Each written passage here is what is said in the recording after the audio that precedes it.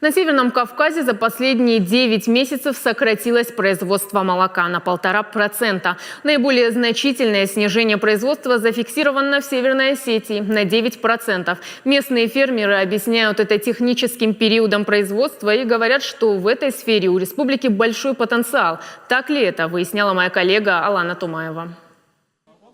Работа на производстве «Арт» налажена как часы. Вот уже 2 года здесь получают экологически чистое молоко и делают из него осетинский сыр. Есть и бойня. Отсюда мясо поставляют в магазины республики. Предприятие активно развивается, у него уже есть свой фермерский магазин.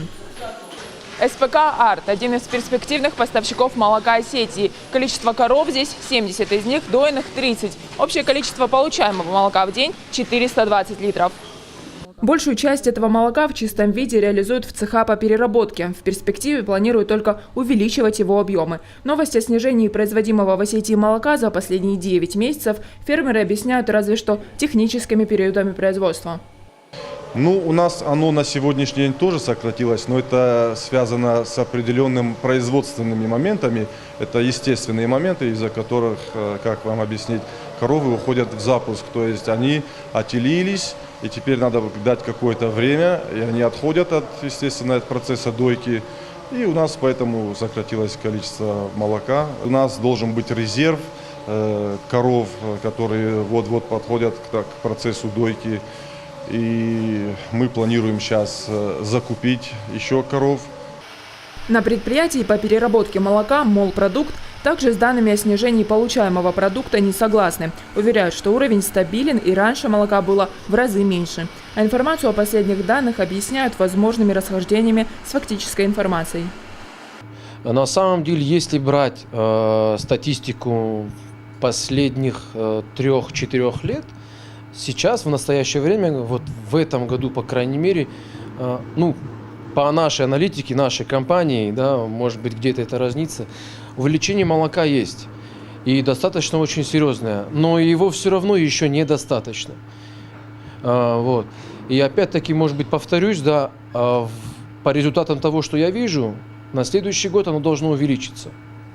Фермеров, производящих и поставляющих молоко, в республике не так много. В большинстве своем предприниматели занимаются изготовлением молочной продукции. К примеру, Олег Слана вот уже 4 года делает домашний сыр. Общее количество скота у фермера около 100 голов.